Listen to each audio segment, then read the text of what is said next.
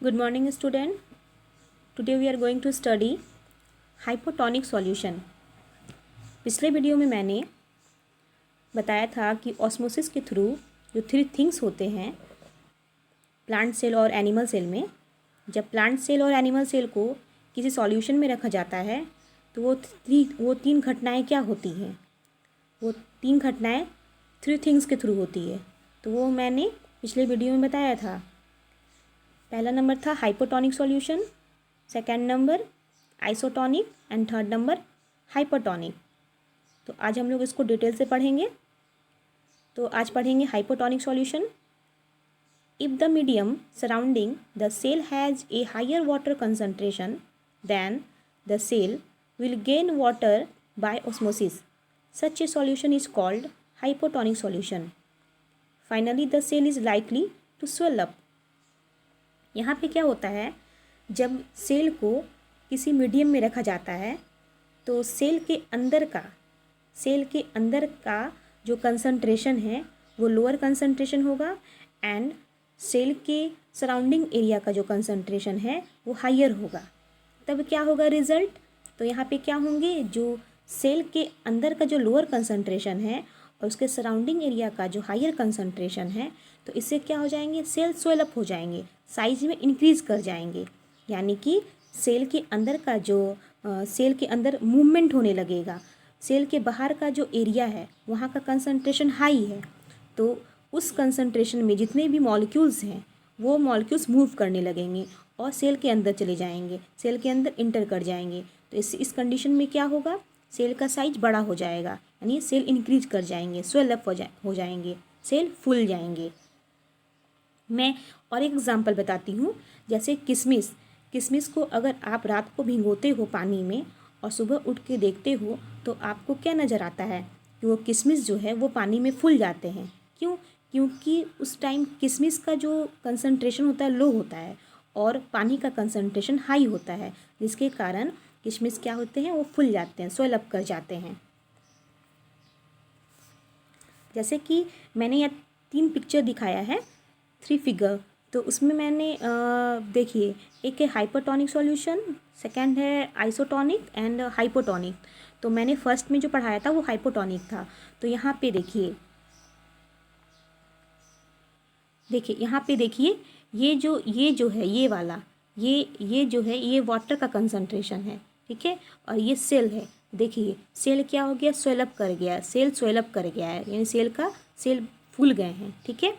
यानी कि वाटर का जो कंसंट्रेशन था वो लो था, ठीक है। वाटर का कंसंट्रेशन हाई था और सेल का कंसंट्रेशन लो था, जिसके कारण सेल क्या हो गए, स्वेल अप हो गए, ठीक है।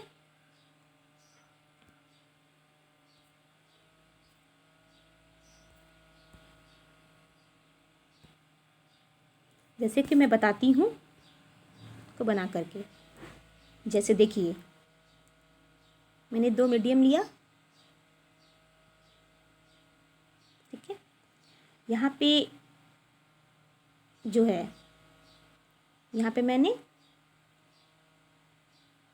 सेल बनाया, ठीक है।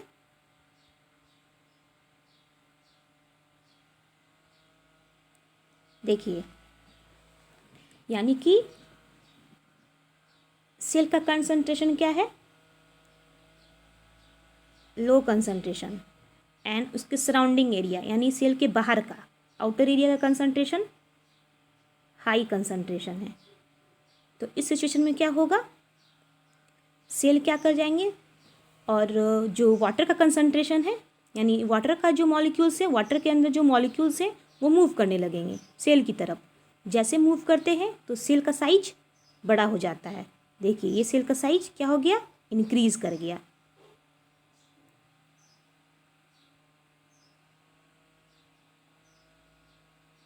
इंक्रीज कर गया, ठीक है,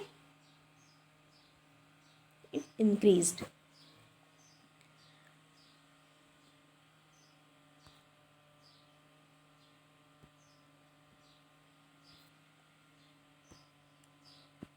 नेक्स्ट है B number, isotonic solution. Isotonic, iso का मतलब होता है समान, यानी इक्वल, आइसोटोनिक सॉल्यूशन यानी कि if the medium has actually the same water concentration as the cell, there will be no net movement of water across the cell membrane. Such a solution is known as isotonic solution. The cell will stay in the same size. इसमें क्या होता है कि cell का concentration है और cell के बाहर यानी उसके मीडियम का जो कंसंट्रेशन है यानी वाटर का कंसंट्रेशन, दोनों का कंसंट्रेशन सेम होगा. तो इसमें क्या होंगे मॉलिक्यूल्स का मूवमेंट नहीं होगा, यानी वो सेल मेम्ब्रेन के अक्रॉस मॉलिक्यूल्स का मूवमेंट नहीं होगा. तो ऐसी स्थिति में क्या होगी कि सेल का जो कंसंट्रेशन है और वाटर का जो कंसंट्रेशन है वो बराबर हो जाएगा. तो इससे क्या हो जाएगा, दोनों एक ही साइज पे रह जाएंगे, दोनों में कोई भी मूवमेंट नहीं होगा. ठीक है. जैसे ही थर्ड है हाइपरटोनिक सॉल्यूशन. तो हाइपरटोनिक सॉल्यूशन का मतलब क्या होता है, हाइपर मतलब बहुत ज़्यादा. ठीक है. उसके बाद टॉनिक का मतलब होता है concentration. If the medium surrounding the cell has a lower concentration of water than the cell, then the cell wall lose water by osmosis. Such a solution is called hypertonic solution. The cell will shrink. इसमें क्या हो जाएंगे, cell shrink कर जाएंगे. तो इसमें क्या होगा कि सेल का जो कंसंट्रेशन है वो हाई होगा और सेल के बाहर यानी उसके सराउंडिंग एरिया का जो कंसंट्रेशन होगा वो लो होगा. तो ऐसी स्थिति में क्या होंगे, सेल के अंदर का जो कंसंट्रेशन है यानी सेल के अंदर जो वाटर है उसका कंसंट्रेशन हाई है और बाहर का जो कंसंट्रेशन है बाहर वाले वाटर का उसका कंसंट्रेशन लो है. तो इस स्थिति में सेल क्या करेंगे, यानी सेल के अंदर का जो मॉलिक्यूल्स है वो मूव करने लगेगा लोअर कंसंट्रेशन की तरफ. जैसे मूव करता है तो सेल क्या हो जाएंगे, श्रिंक कर जाएंगे, सेल छोटे हो जाएंगे, श्रिंक करने लगेंगे, क्योंकि उसके अंदर जो वाटर है, वाटर के जो मॉलिक्यूल्स हैं वो मूव करने लगेंगे लोअर कंसंट्रेशन की तरफ. तो क्या होगा, सेल श्रिंक कर जाएंगे, सेल सिकुड़ जाएंगे. मैं फिगर दे के बताती हूँ. जैसे आइसोटॉनिक में बता रही हूँ, दो मीडियम है. ठीक है. यहाँ पे सेल का साइज मैंने यानी सेल का जो कंसंट्रेशन है वो सेम है, यानी इसमें जो वाटर है इसका कंसंट्रेशन सेम है, यानी सेम कंसंट्रेशन. ठीक है. बी. सी नंबर में था हाइपरटोनिक सॉल्यूशन. यानी देखिए बी नंबर में मैंने क्या बताया, दोनों सेल बराबर हैं, वाटर का कंसंट्रेशन सेम है, तो इसमें कोई भी वाटर के मॉलिक्यूल्स का मूवमेंट नहीं होगा. तो दोनों सेम साइज के ही रहेंगे, सेम जगह पे रहेंगे, सेम जगह पे स्टे करेंगे. सी नंबर में था हाइपरटोनिक सॉल्यूशन. जैसे सेल है,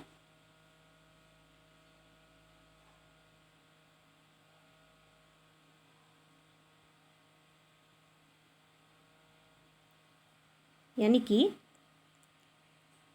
सॉरी ओके यहाँ पे है, देखिए यहाँ पे जो है ये सेल है, यहाँ पे सेल का कंसंट्रेशन हाई है और इसके सराउंडिंग एरिया का लो है. तो ऐसी स्थिति में क्या होगा, सेल के अंदर का जो मॉलिक्यूल्स हैं, सेल के अंदर जो मॉलिक्यूल्स हैं वो बाहर की तरफ आने लगेंगे, बाहर की तरफ आने लगेंगे. जैसे बाहर आएंगे मॉलिक्यूल्स तो सेल क्या हो जाएगा, श्रिंक करने लगेगा, यानी कि सेल का साइज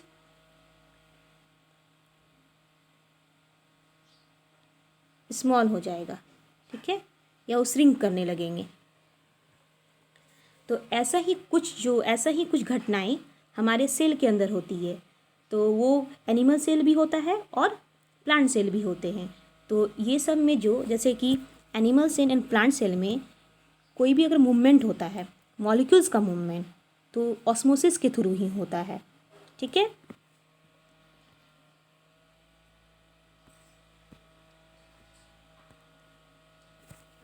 अब नेक्स्ट पढ़ेंगे सेल वॉल के बारे में। सेल वॉल क्या होते हैं? Plant cells in addition to the plasma membrane have another rigid outer covering called the cell wall. Plant cell में एक प्लाज्मा मेम्ब्रेन वो तो होता ही है, उसके अलावा सेल वॉल भी प्रेजेंट होते हैं प्लांट सेल में। तो अनदर रिजिड आउटर कवरिंग, यानी सेल का जो आउटर कवरिंग है, रिजिड यानी कठोर, वो कवरिंग सेल का जो आउटर कवरिंग है, प्लांट सेल का जो आउटर कवरिंग है वो रिजिड होता है, तो वही आउटर कवरिंग को सेल वॉल कहते हैं। ठीक है। द सेल वॉल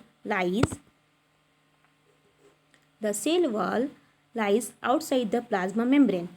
तो सेल वॉल जो है प्लाज्मा मेम्ब्रेन के आउटसाइड में प्रेजेंट होते हैं प्लांट सेल में। The plant cell wall is mainly compose of cellulose. Plant cell जो है वो मेनली कंपोज होते हैं सेलुलोज से, यानी ये प्लांट सेल है सेलुलोज के बने होते हैं। प्लांट के जो सेल वॉल हैं वो सेलुलोज के बने होते हैं। ठीक है। अब जानेंगे कि सेलुलोज क्या होते हैं। Cellulose is a complex substance and provides structural strength to plants. It is made up of polysaccharide या कार्बोहाइड्रेट। सेलुलोज एक कॉम्प्लेक्स सब्सटेंस होते हैं जो प्लांट्स के स्ट्रक्चर को स्ट्रेंथ प्रोवाइड करवाते हैं ताकि प्लांट अच्छे से स्टैंड कर पाए, उसको मजबूती देते हैं प्लांट्स को cellulose. It is made of polysaccharide, और ये सेलुलोज जो होते हैं वो पॉलीसेकेराइड के बने होते हैं, और ये पॉलीसेकेराइड कार्बोहाइड्रेट का एक टाइप होता है।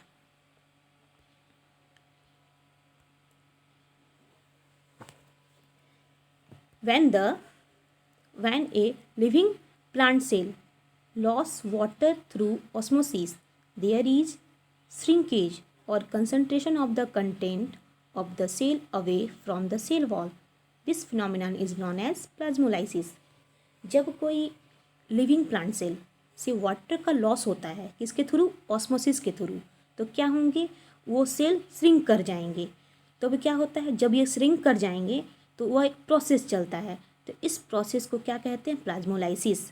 लाइसिस का मतलब टूटना, श्रिंक होना, यानी जो सेल होते हैं वो सिकुड़ जाते हैं। जब सिकुड़ेंगे तो उसका सेल वाल और प्लाज्मा मेम्ब्रेन भी सिकुड़ जाएगा, इसीलिए इस फिनोमिनन को हम लोग प्लाज्मोलाइसिस कहते हैं। और प्लाज्मोलाइसिस कब होता है? लिविंग प्लांट सेल में। किसमें होता है? लिविंग प्लांट सेल में, जब वाटर का लॉस होता है, जब किसी कारण लिविंग प्लांट सेल वाटर को लॉस कर देते हैं। ठीक है। किसके थ्रू? ऑस्मोसिस के थ्रू। तो उस टाइम क्या होगा? जो प्लांट सेल हैं वो श्रिंक कर जाएंगे। ठीक है। जब श्रिंक करेंगे तो प्लांट सेल का प्लाज्मा मेम्ब्रेन और सेल वॉल भी श्रिंक हो जाएगा। तो ऐसी घटना को, ऐसे फिनोमिनन को प्लाज्मोलाइसिस कहते हैं। Next, the cell wall permit the cells of plants and bacteria to withstand very dilute hypotonic external media without bursting.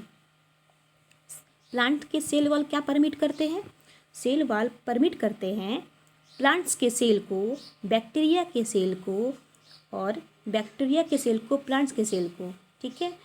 अगर वो सेल डाइल्यूट सॉल्यूशन में भी रहे तो उसको वो बिना ब्रस्टिंग, बिना फटे बचाए रखते हैं, ताकि वो सेल ब्रस्ट ना करे, वो सेल फटे नहीं। ठीक है। तो ये परमिट करते हैं, यानी सेल वॉल एक, समझ जाइए कि वो अलाउ करते हैं कि हमारा सेल ना फटे, तो वो प्लांट सेल को अलाउ करते हैं। ठीक है। प्लांट सेल, तो प्लांट सेल को अलाउ करते हैं और बैक्टीरिया के सेल को भी अलाउ करते हैं। और किस कंडीशन में? जब वो डाइल्यूट कंडीशन में, हाइपोटोनिक कंडीशन में रहे, हाइपोटोनिक सॉल्यूशन में रहे, तो उसके एक्सटर्नल मीडिया, यानी कि उसके बाहर का जो मीडिया है उसको बिना ब्रस्ट किए, बिना फटे बचाए रखते हैं।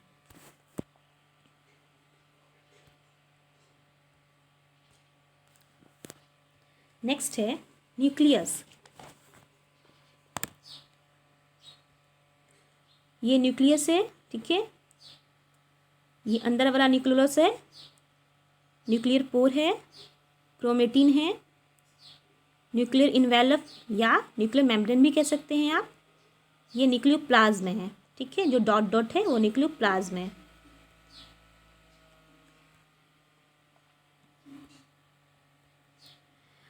It is a dark colored spherical or oval dot like structure near the center of cell called nucleus.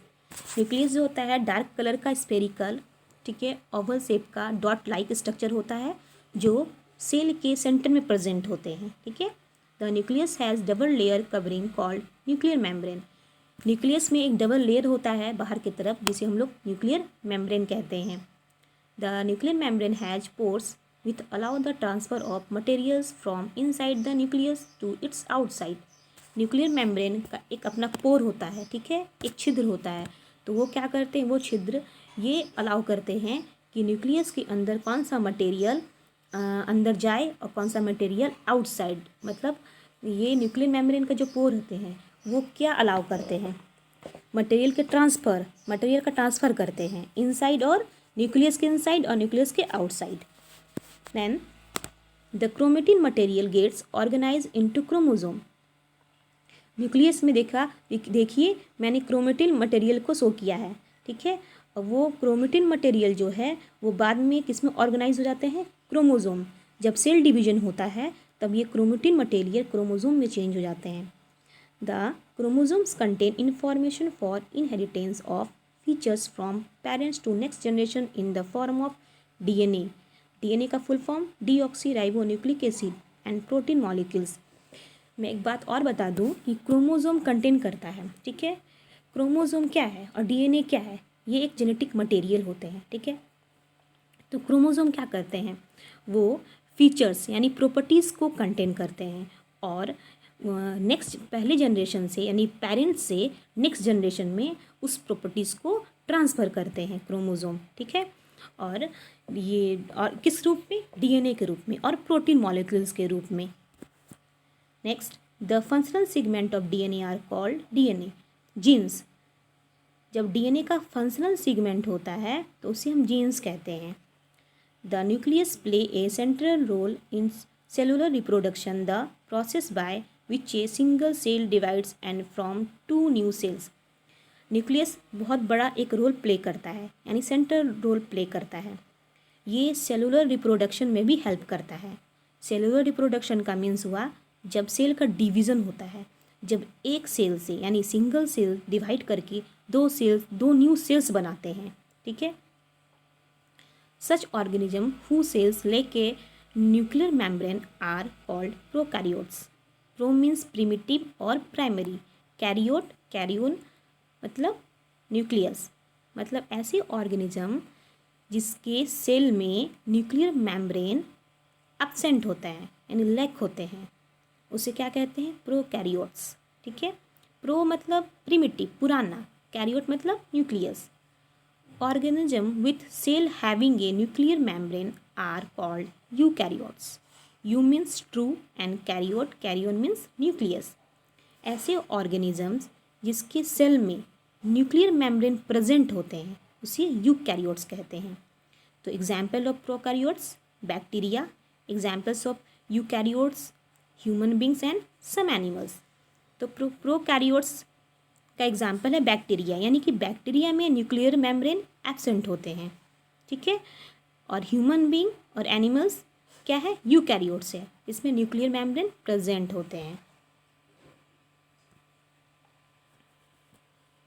अब है नेक्स्ट साइटोप्लाज्म. साइटोप्लाज्म देखिए मैंने एक सेल बनाया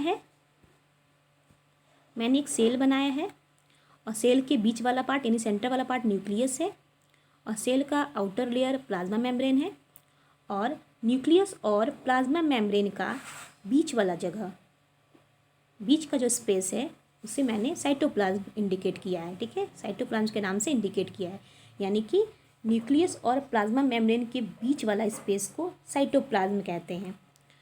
जेली लाइक सब्सटेंस यानी साइटोप्लाज्म जो है वो जेली लाइक सब्सटेंस के रूप में प्रेजेंट होते हैं सेल के अंदर.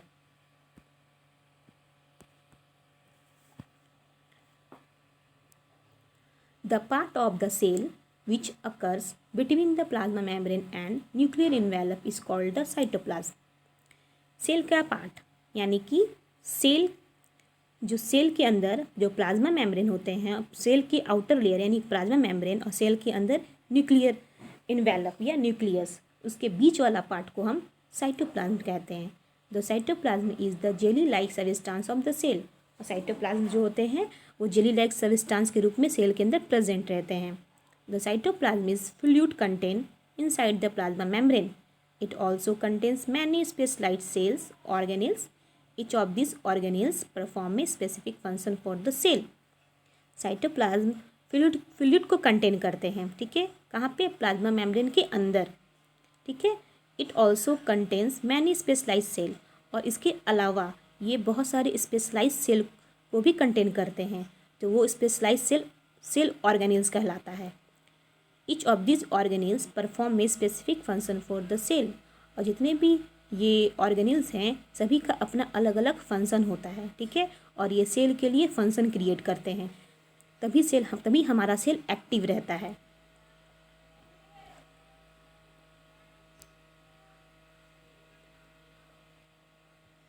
अब ये कुछ क्वेश्चंस है एनसीईआरटी बुक की। Fill in the gaps in the following table illustrating differentiation between prokaryotes and eukaryotic cell, ठीक है। तो प्रोकैरियोटिक सेल और यूकैरियोटिक सेल में डिफ्रेंसिएशन बताना है, ठीक है। तो बुक में कुछ गैप दिए गए थे, मैंने खुद से तैयार किया है एनसीईआरटी बुक से। 1 नंबर, साइज। प्रोकैरियोटिक सेल का size generally small. Prokaryotic cells का साइज जनरली क्या होता है, स्मॉल होता है, और यूकैरियोटिक सेल का साइज जो होता है जनरली लार्ज होता है। प्रोकैरियोटिक सेल में न्यूक्लियर रीजन पुअर होता है because of absence of nuclear membrane. इसलिए पुअर होता है क्योंकि प्रोकैरियोटिक सेल्स में न्यूक्लियर मेम्ब्रेन एब्सेंट होते हैं। Then eukaryotic cell nuclear region well defined and surrounding by nuclear membrane. Eukaryotic cell में न्यूक्लियर मेम्ब्रेन वेल डिफाइंड होते हैं, अच्छे से डिफाइंड होते हैं, अच्छे से दिखते हैं। प्रोकैरियोटिक सेल में क्रोमोसोम का नंबर सिंगल होता है, ठीक है, एंड यूकैरियोटिक सेल में क्रोमोसोम मोर देन 1 क्रोमोसोम, यानी कि एक से ज़्यादा संख्या होती है क्रोमोसोम की। Prokaryotic cell membrane bound cell organic absent. Membrane bound cell organelles का मतलब होता है कि साइटोप्लाज्म के अंदर बहुत सारे सेल ऑर्गेनेल्स प्रेजेंट होते हैं। साइटोप्लाज्म क्या करते हैं, बहुत सारे सेल ऑर्गेनेल्स को कंटेन करते हैं, तो उसमें से कुछ ऐसे सेल ऑर्गेनेल्स हैं जो एब्सेंट रहते हैं, इसीलिए मेम्ब्रेन बाउंड उन्हें कहा जाता है। देन यूकैरियोटिक सेल में देखा जाए तो मेम्ब्रेन बाउंड सेल प्रेजेंट होते हैं, such as mitochondria, plastid, etc are present. अगर प्रोकैरियोटिक सेल में देखा जाए तो माइटोकॉन्ड्रिया और प्लास्टिड की कमी होती है, लेकिन किसी किसी प्रोकैरियोटिक सेल में देखा गया है और किसी किसी में एब्सेंट रहते हैं। तो यही दोनों डिफ्रेंसिएशन है। तो अब अगले क्लास में मैं पढ़ाऊँगी, ठीक है। आज के लिए बस इतना ही, अगले क्लास में सेल ऑर्गेनेल्स के बारे में पढ़ाऊँगी, ठीक है। बाय।